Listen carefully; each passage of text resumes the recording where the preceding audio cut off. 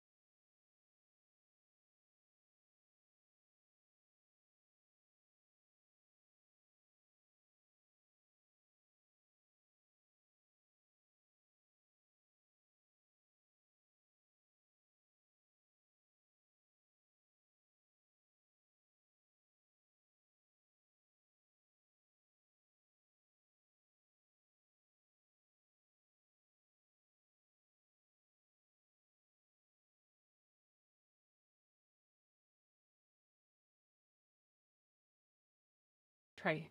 How about now? Can you hear me now? Is that better? Somebody, I had the echo cancellation on that I have for Zoom. Yay! But not sending. Hello? Hello? Hello? Yes. Okay. Whew. Okay, I figured it out. There's this little tiny button called Use Echo Cancellation. And when I'm on Zoom, which I had to do a couple of times in the last few days, I had to turn that on. For some reason, Zoom did an update or something and it does this kind of thing. Verizon commercial. Can you hear me now?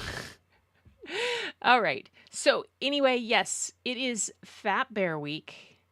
And it's one of my favorite weeks of the year. And it's the second day of voting. First day was yesterday. And do not touch this button. I know. Stop. So it's been kind of fun watching all that and all the different things. It started out pretty rough in the bear world this week with two bears that got into, well, one bear attacked another bear out in the mouth of the river and the lake, and it didn't end happy for the second bear. So that was a rough thing to start out the whole week with, but it has gotten much better. But anyway, tonight I've got a couple bear books for you guys tonight. But Before we get there, I'm going to do something that's, let me say, oh, there's Shauna. Hi, Shauna. How are you? Shauna makes it. Shauna, is this your first time here? I don't think so, but even if it is, I'm going to give you a bling. Oops, that's sound effects is muted here. Let's do this. Yay, welcome to Shauna. Uh, yeah. Okay, so the first vote went for 909 Junior against who was the champion of Junior Fat Bear Week, and I can't remember who it was against, but anyway, it's been. And today it was Gully versus somebody else. And anyway, it's been fun. Today was 151 Walker versus 909 Junior's mom.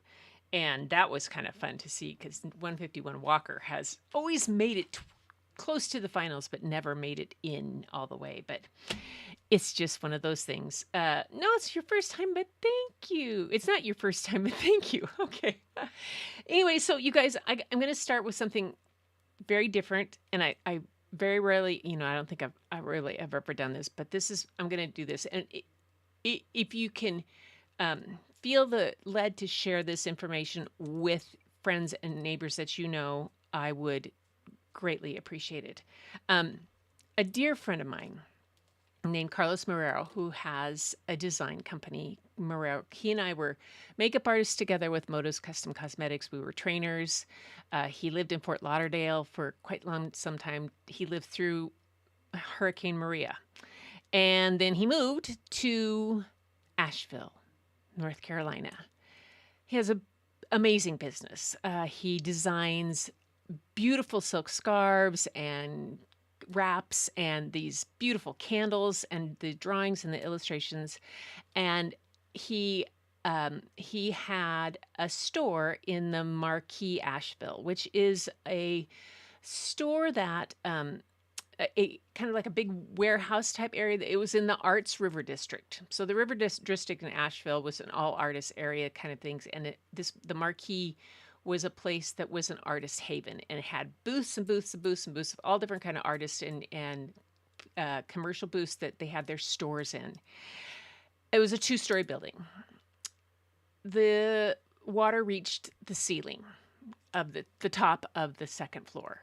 It covered the roof of the place, and obviously, well, besides everything that happened at his house and everything,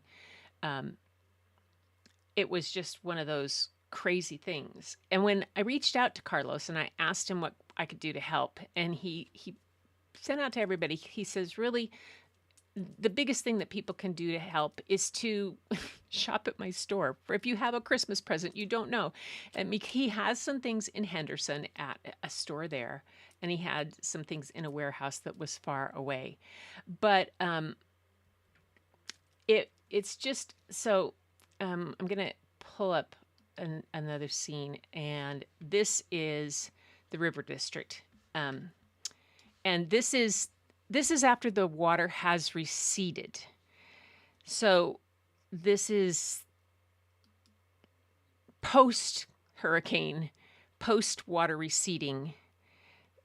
The water actually went to the roof of this place, and this place in the background was covered. And all of these places are the places that the artists have, all in here. Wonderful, wonderful things that they do. This amazing community that was receptive and open, and it's just been an amazing place for Carlos to be. So, so what I thought I would do, and I've never done this. I thought I would show you his website, and it is Marrero Collection, and it's marrero-collection.com. You can just type in Marrero Collection, and he has all kinds of scarves for men and women, square scarves, oblong scarves, poncho scarves type things. But he also does these cool candles. If it'll show, come on. Oh, that's closed. Candles. And he's done these illustrations for years of people that he's admired, like his one of Cher and all of these kind of things. He has a Hocus Pocus. He does Iris Apfel. He did this Ruth Bader Ginsburg candle, and Lizzo, and all of these people, Rihanna, people that he really like. Life is Short by the Dress candle, all these gorgeous things. And they're just amazing. He used to have a Bette Midler candle that I just totally adored. And then he has, let's see, he also has, I think, he has this, he did this, designed this Kamala a mug early on. Yes, yes, we come.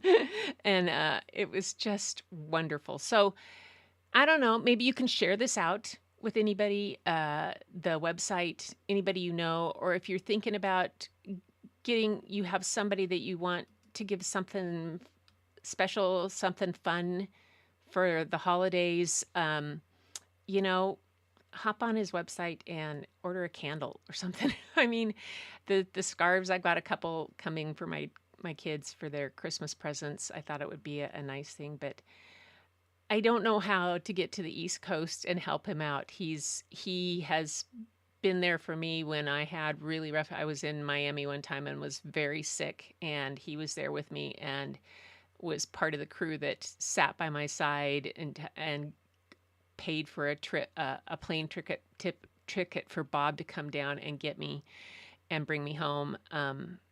And so I just love him to death, and I'm just so sad that he's there. But the community is coming together really well, really amazing down there, but still. So this is my one little thing, the Marrero Collection, MarreroCollection.com, and you can see his thing on Instagram too and stuff like that. But yeah, so that was my whole little thing for that. Yeah, I was Christmas shopping. Thank you, Linda, for putting in that. The scarves are amazing. Amazing. And his design work and his everything. They're just, I have a couple of shawl scarves. I have one that has an elephant on it that he did years ago. And hi, James. Oh my gosh. You guys, James Hicks is here. Woohoo. He's a good buddy too from Ecamm Land and everything. So, but it's James's first time, so he gets a yay. Yeah. Anyway, so as he said, as Carlos said to me, he says, it moved out of Fort Lauderdale because of one hurricane and the political climate. And I moved to a place at Asheville that was welcoming to artists and people of all gender and persuasion. And then they get hit like this. So anyway, anything anybody could do to help, I would. I know that Carlos would appreciate it, and I do too. So thanks for, Linda says she's going to share it on her Facebook page. I appreciate that. Something like that you could do. It would be amazing. And whatever we can do to help those people that are having a rough time with that. It's been, I can't imagine it. I remember, and it's nothing, we didn't have any, the devastation that happened when Mount St. Helens blew to my sister's home and to my parents' home in Eastern Washington, and how hard it was for us to get over there when we couldn't get there, and how upset my dad was because he was over here on the west side of the mountains and he couldn't get home. And it was just those type of things, and just, but these guys deal with it so often. You guys in the South and the East Coast, you deal with these things all the time, and it's just, whoa. But then we have those forest fires here on this side, so who knows? Anyway, that's that for tonight. That was my request for that. And back to the bears. Okay, so thank you. I appreciate it big time. So like I said, this is Fat Bear Week. You know me. explore.org all summer long. I'm watching the bears, see who's getting fatter. Otis never made it back this summer. There's still speculation that he might have just decided not to come back because the competition was so great and he was too old. He was older and he got kind of beat up last summer by and people kept pushing him out of his favorite fishing place in the office. But this year's competition has been pretty amazing. 32 Chunk walked in big at the beginning of the summer, and they are estimating that 32 Chunk is well over 1,200 pounds. That's a big dang grizzly bear. I mean,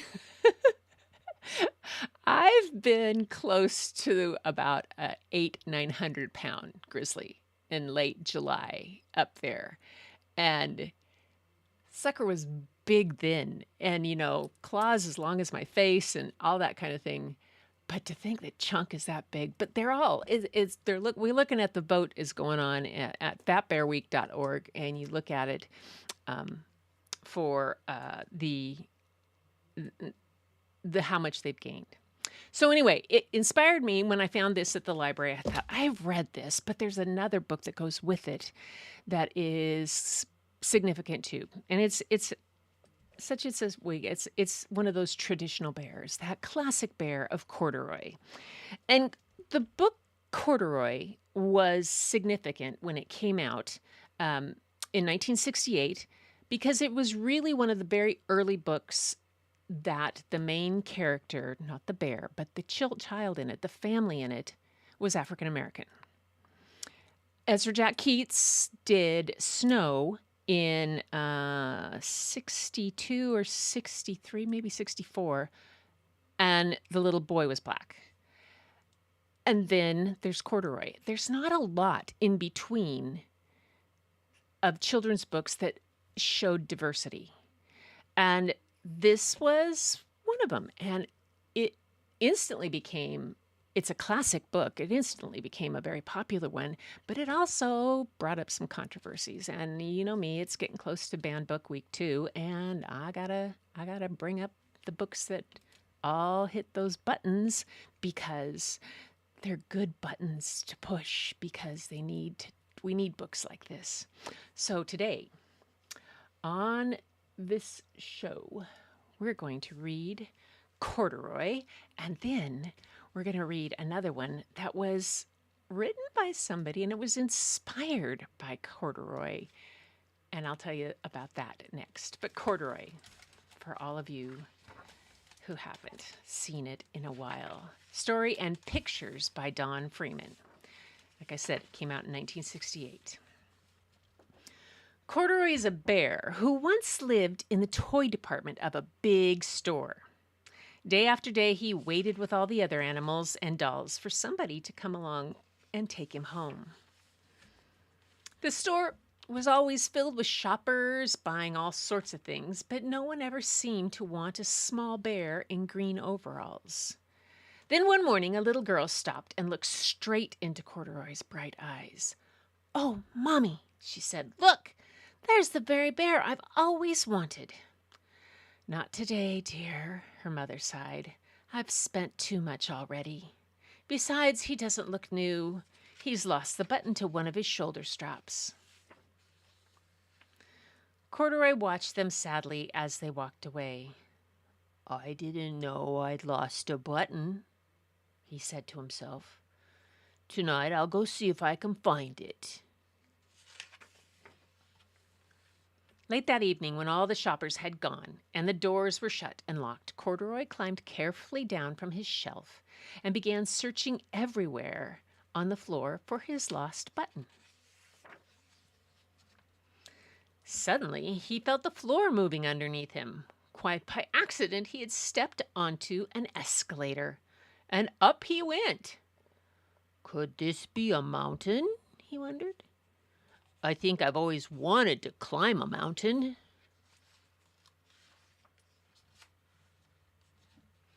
He stepped off the escalator as it reached the next floor, and there before his eyes was a most amazing sight.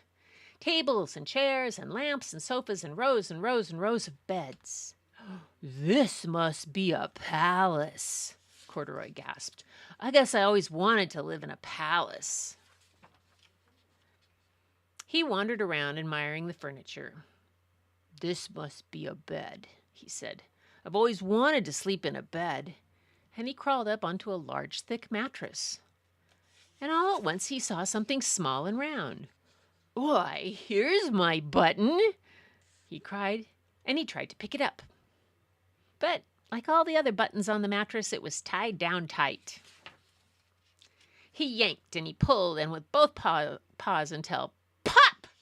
Off came the button, and off the mattress Corduroy toppled. Bang! Into a tall floor lamp. Over it fell with a crush.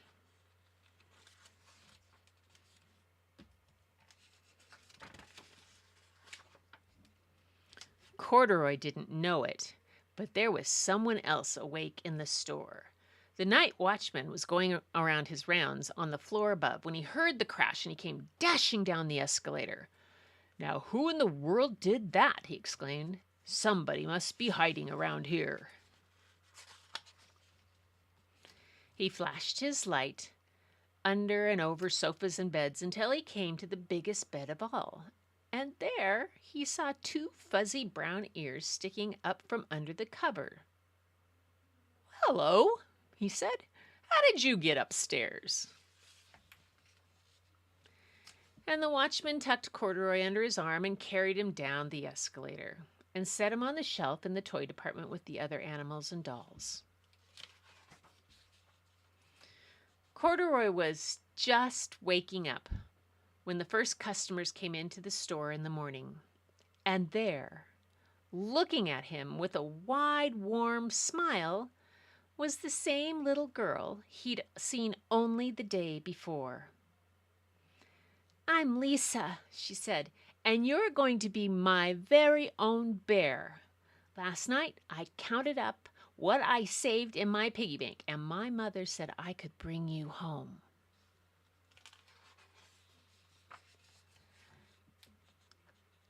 "Shall I put him in a box for you?" the saleslady asked. "Oh, no, thank you," Lisa answered, and she carried Corduroy home in her arms. She ran all the way up 4 flights of stairs, into her family's apartment, and straight into her own room. Corduroy blinked. There was a chair and a chest of drawers, and alongside a girl-sized bed stood a little bed, just the right size for him. The room was small, nothing like that enormous palace in the department store.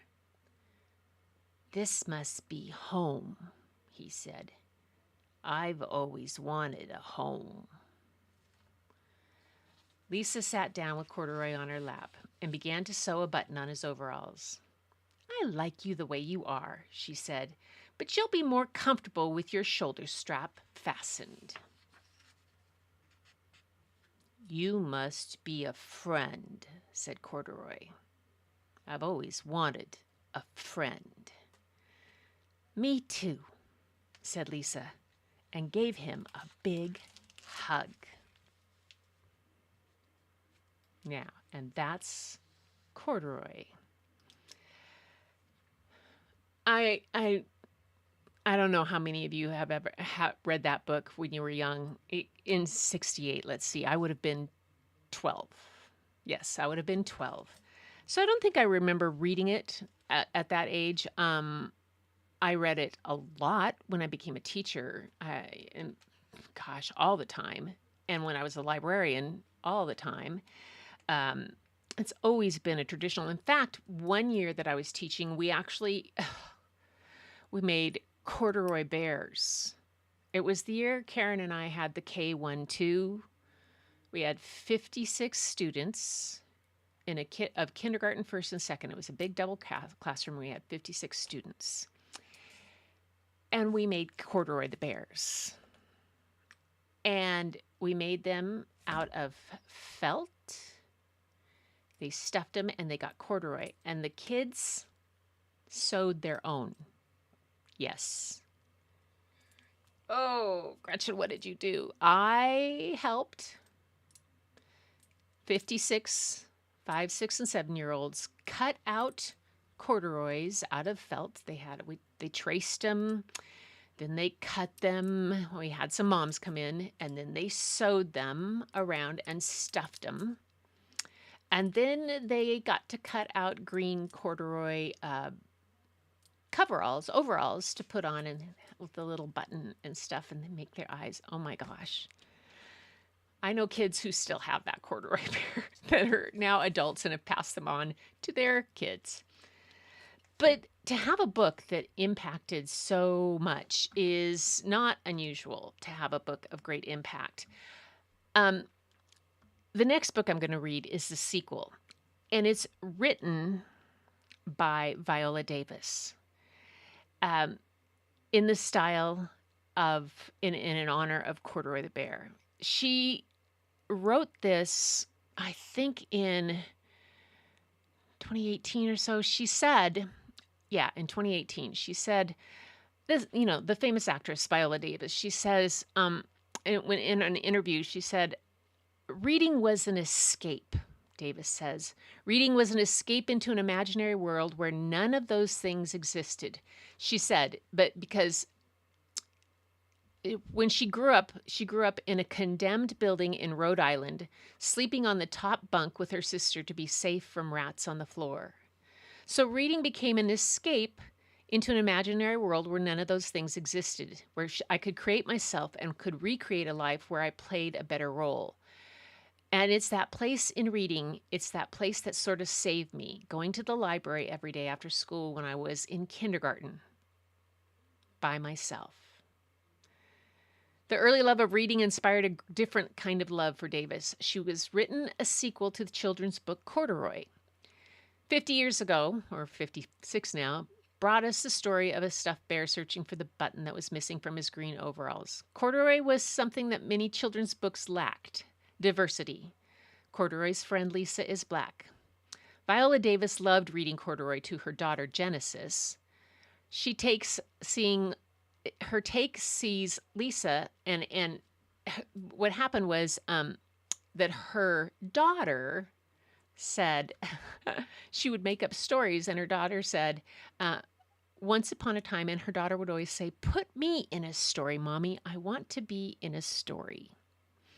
So today, for you, I have another book, and that book is this one. Corduroy Takes a Bow, written by Viola Davis, based on the characters created by Don Freeman. I'm excited for this. To have, it's the thing that children's literature can do, to have somebody remember something that it was so significant and then bring it on to your own children later on. Yeah. Corduroy Takes a Bow. The pictures are by Jody Wheeler, based on the characters created by Don Freeman. And I love how the illustrator of this really honored Don Freeman's original pictures and illustrations, but put his own or her own spin on them. It was just starting to snow when Lisa and her mother got off the bus in front of the theater. Lisa held Corduroy tight as they walked up the steps. She had never been to a big theater like this before. Neither had Corduroy. They had come to see a performance of Mother Goose rhymes. In the lobby, people were picking up tickets, ushers handing out programs. A brass chandelier hung from the ceiling that was painted with clouds. Suddenly, the lights flickered on and off. "That means the play will start in a few minutes. We should find our seats," said Lisa's mother. Lisa held her mother's hand a little tighter and held Corduroy a little closer. The usher took their tickets and showed them where to sit. "The seats are so soft," said Lisa, and she put Corduroy on her lap and looked through the program. Right before the play started, a very tall man sat down in front of Lisa. "Mommy," Lisa whispered to her mother, "I can't see."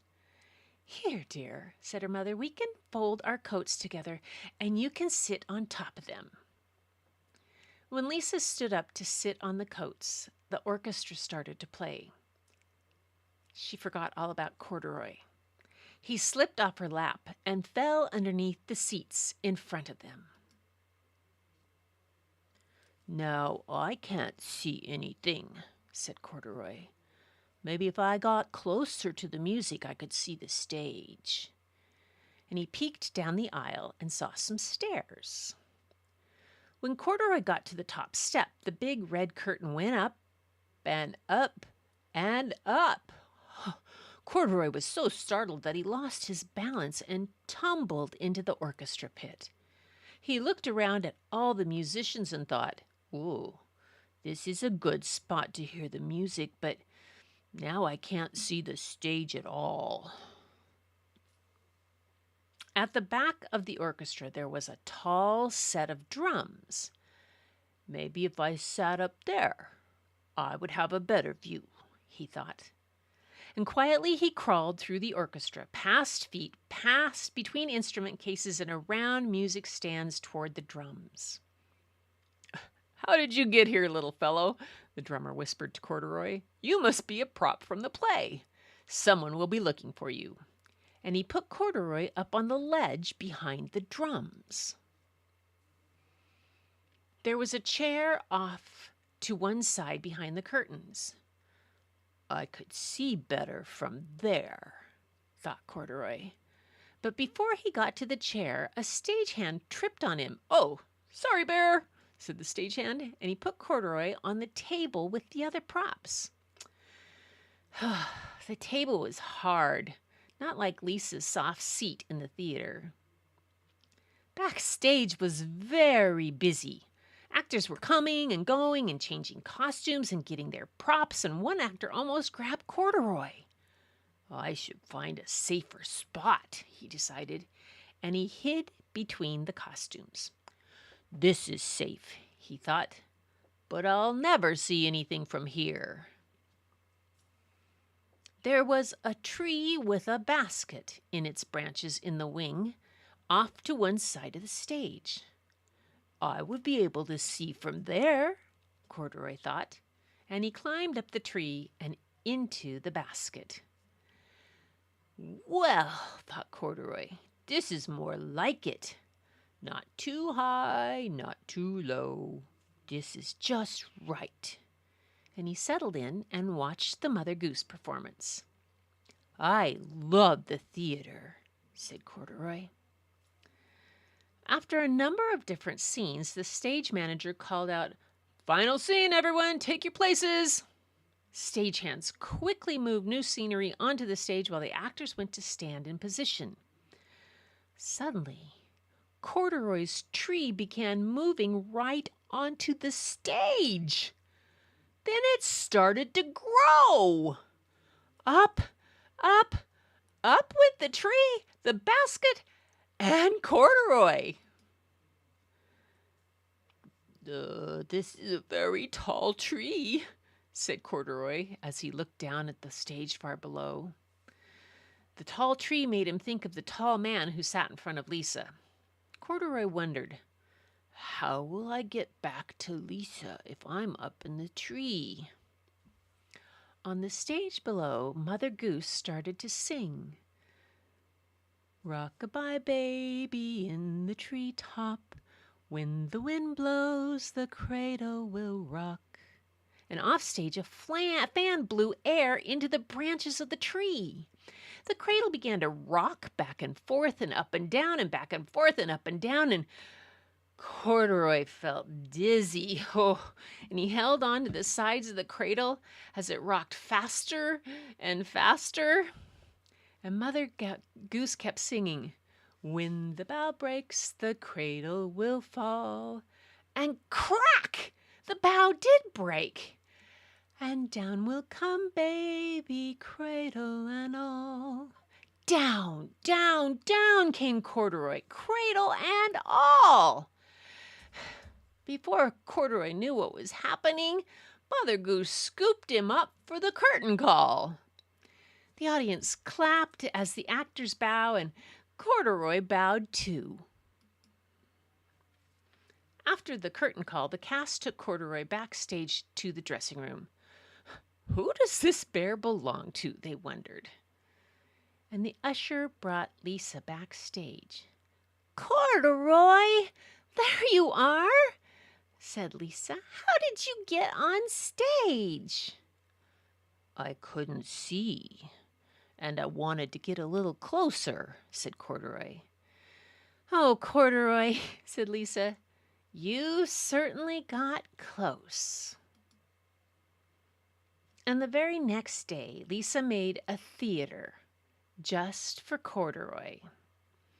He could see everything from a nice, safe spot.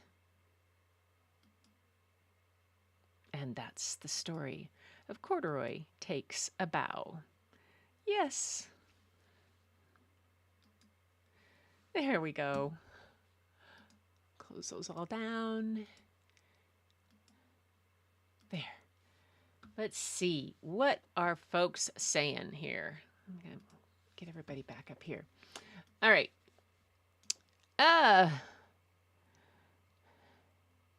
Fat Bear.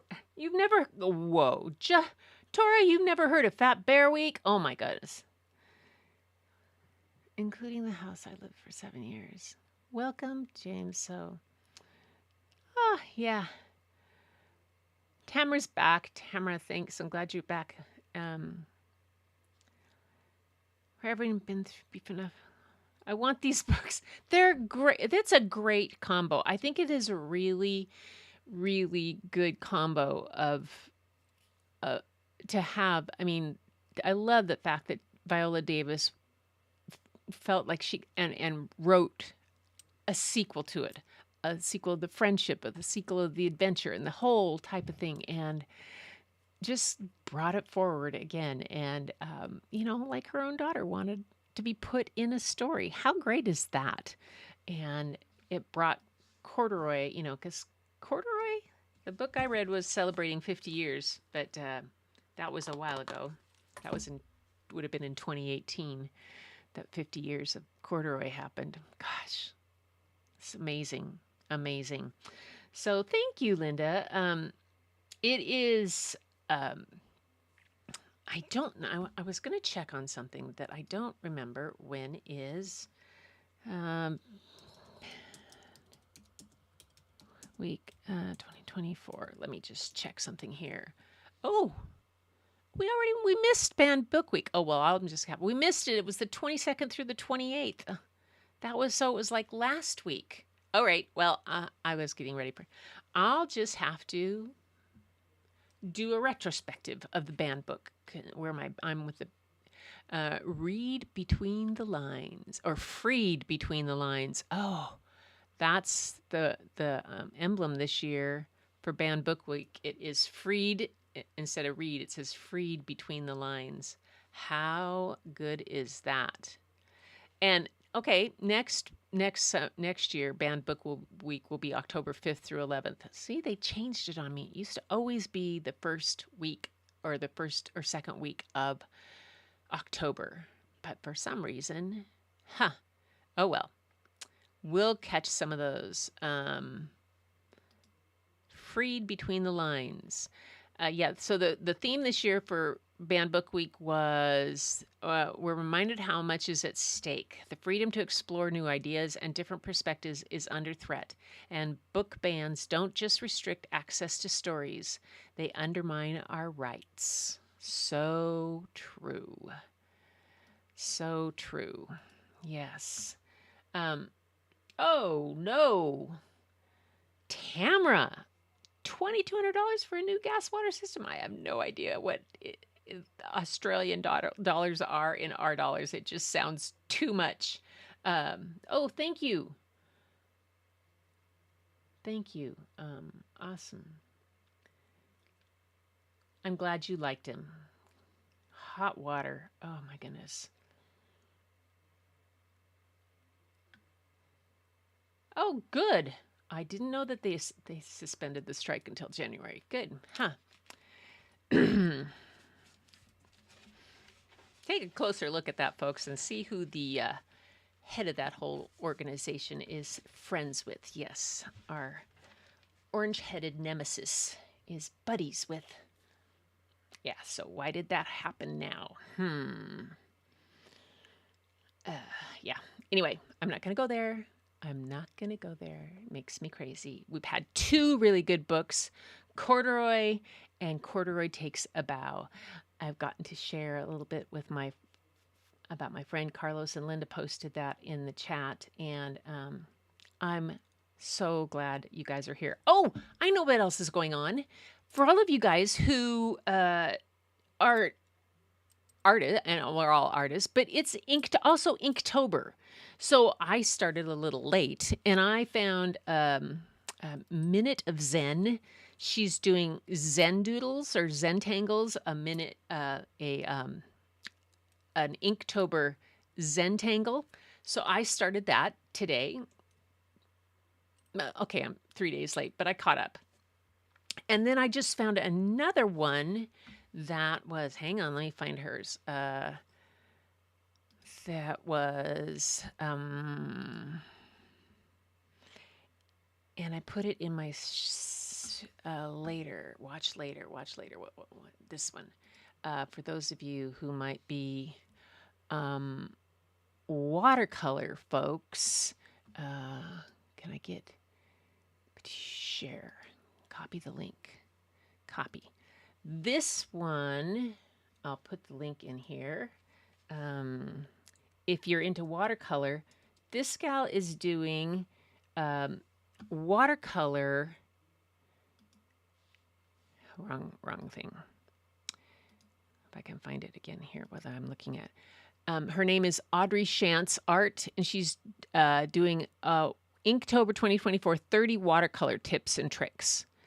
And she has some free stuff you can download on her thing. But I thought that I might look at that too. It looks kind of like fun, silly stuff that I might enjoy doing. And so it's just a good time to do that. And that's kind of fun thing. So I'm doing the Inktober because I can sit upstairs and when we're watching in the evening and stuff. But the watercolor one, we'll see. I might go out and I'll be out in the studio to do that. And you guys, you liked my shelving one. Several of you have seen the 10th episode in the studio build, and were so complimentary about that. So about the only thing that's left to do is to do the final reveal of everything. And I went out the other day and recorded, some video in there. I've got to pull it all together. And although there is the trip to IKEA that we took, but we didn't get a whole lot of stuff there. But we did have to put together a bookcase, maybe. I'll show you that one. We'll see. It's just an IKEA nightmare, but it wasn't too bad. It wasn't too bad. That's how that goes. Anyway, you guys, that's story time for tonight. Thank you so much for being here. So on Sunday, I will be back. We will have show and tell and show your art. Shauna, if you're still here, you're welcome to send stuff into my email. You'll see it in the closing thing. I'll have that up. I'm going to show how many days I've done on my Zentangle. And what I'm doing, which she's having us do, is make the individual tangles, because you only do them on a little tiny thing like this, and then add them to a larger piece. And I haven't started that part yet. I don't know. I'll see how that goes. Or I'll see what I've done with the other stuff. But send in your stuff. I'd love to show some of your stuff. Oh, and one other thing. Layla's not here tonight because she's in Disneyland with Lachlan and their mom and dad. This is Lachlan's 7th birthday. He's 7 years old. I cannot quite believe he's 7. Oh my gosh. Yes, so they're having a grand time. Having a really grand time for his birthday. And she may not be back on Sunday. She might be too tired because when they do, I think they're doing Universal Studios too. When they do that, they go all out. So it'll be fun.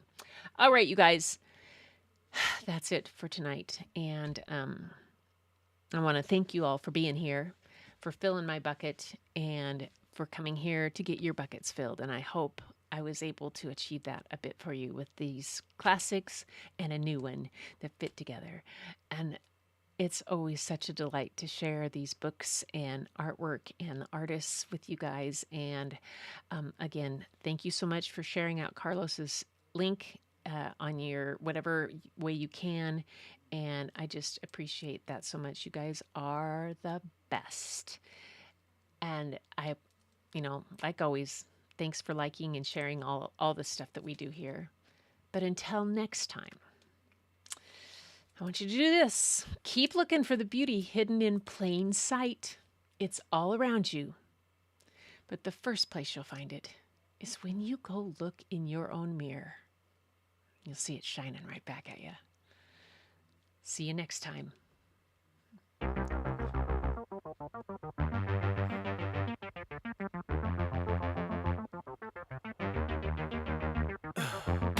In the heat of the night, we could get lost in all the lights and sounds.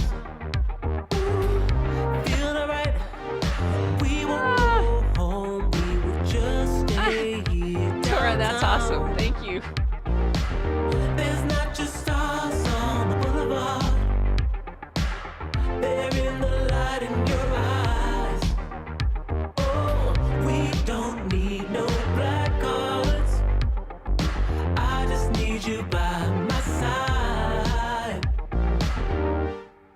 We could be shameless, famous, running cool, with a love that leaves us weightless. Ooh, drop dead gorgeous, wow. Ooh, you got me feeling starstruck too. We could be famous,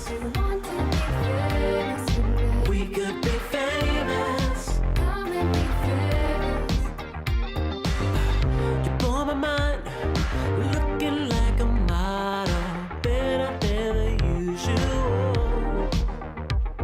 Yeah, you don't even try, not average or typical. I put you on a pedestal. So here's the email to send There's my not just stars on the your artwork boulevard, to, Tora.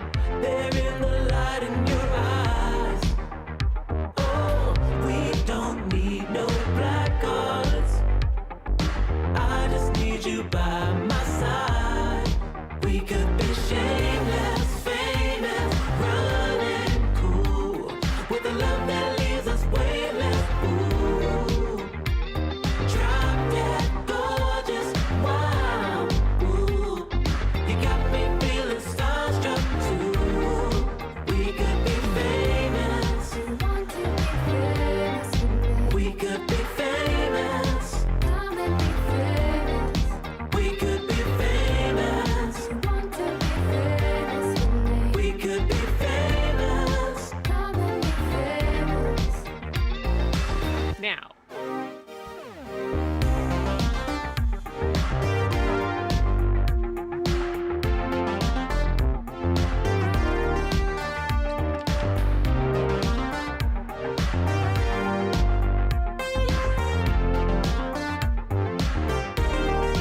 We could be shameless, famous, running cool, with a love that leaves us weightless. Ooh, drop dead gorgeous, wow. Thank you, Tora. You got me feeling starstruck too.